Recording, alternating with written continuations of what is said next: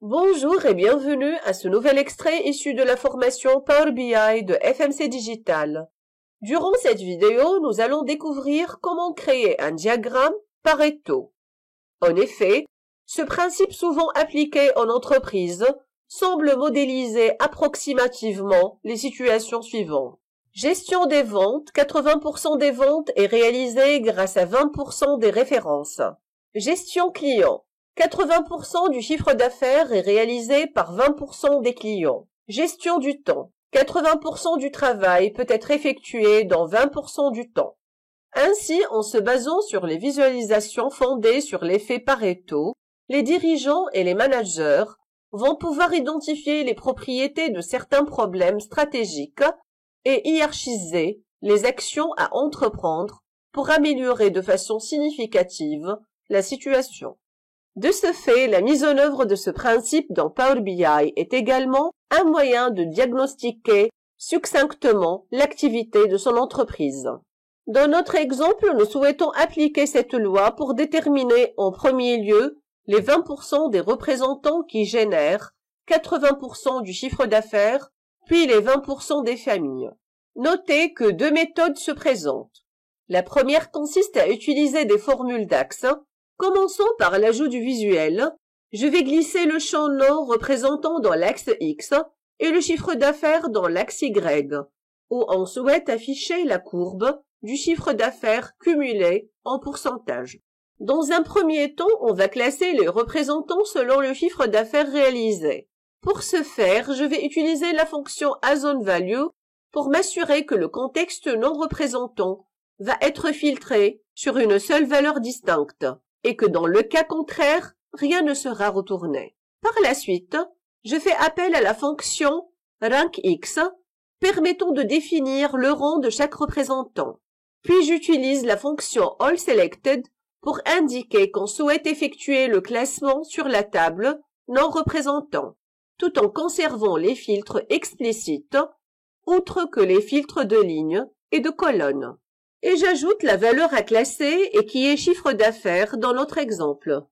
Une fois fait, je passe au calcul du chiffre d'affaires cumulé en se basant sur le rang grâce à la fonction TopN qui renvoie les n lignes supérieures de la table spécifiée.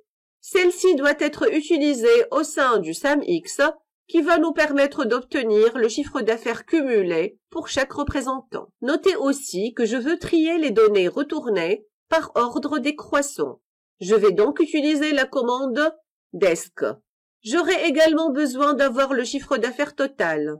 Je vais alors recourir de nouveau à la fonction SAMX, suivie de la fonction ALL, permettant d'éliminer les filtres du représentant. Dernièrement, je dois calculer le cumul en pourcentage.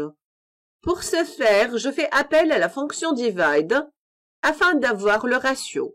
Je vais donc passer les expressions du numérateur, qui est le chiffre d'affaires cumulé, et du dénominateur, à savoir le chiffre d'affaires total.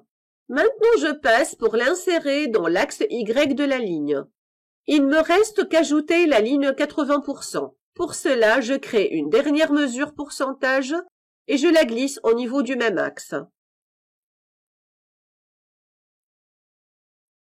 Ainsi, nous pouvons facilement identifier les représentants qui génèrent les 80% du chiffre d'affaires de l'entreprise. Je peux également formater mon graphique de manière à faire ressortir les éléments à fort impact. Je commence par activer les étiquettes de données pour toutes les séries, sauf celle de la ligne 80%. À partir de la rubrique colonne, je choisis la couleur bleu foncé pour les barres du visuel. Ensuite, je passe au formatage des lignes et je sélectionne tout afin d'appliquer mes paramètres à la ligne pourcentage, pour laquelle je vais choisir la couleur marron et la ligne cumul en pourcentage qui va être en vert. Une fois fait, je me rends dans Général pour ajouter quelques effets. Je parfais mon visuel par une bordure noire avec des coins arrondis dont je définis la taille à 10 pixels et j'achève par une mise en forme du nouveau titre, chiffre d'affaires par représentant. Je prends le blanc comme couleur de texte et la même couleur que les barres pour l'arrière-plan en vue de créer une certaine harmonie des couleurs. Passons maintenant à la deuxième méthode que je vais appliquer sur les chiffres d'affaires par famille d'articles. Elle consiste à intégrer le diagramme de Pareto à partir de la place du marché. Sachez qu'il existe toute une batterie de visuels développés par des partenaires extérieurs de Power BI, dans le but d'enrichir votre collection selon vos besoins. Certains d'entre eux sont payants, mais pour la plupart, ils ne le sont pas.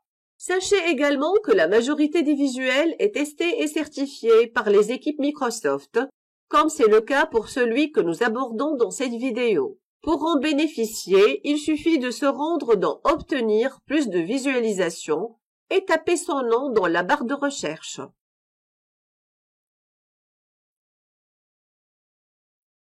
Une fois importé, je procède au paramétrage du diagramme.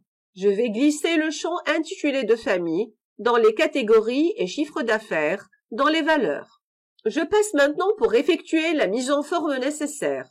Je choisis le vert pour la couleur de la ligne que je vais mettre en gras italique. Notez que je souhaite obtenir un graphique qui ressemble au premier. Je vais donc faire de sorte que les barres soient en bleu foncé, que le titre ait la même configuration, sans oublier de reproduire l'effet de bordure visuelle. Et voilà les 7 familles qui ont généré 80% du chiffre d'affaires pendant l'année 2020. Pour finir, j'espère que cet extrait vous sera utile et vous donnera envie de vous inscrire à l'une de nos prochaines formations.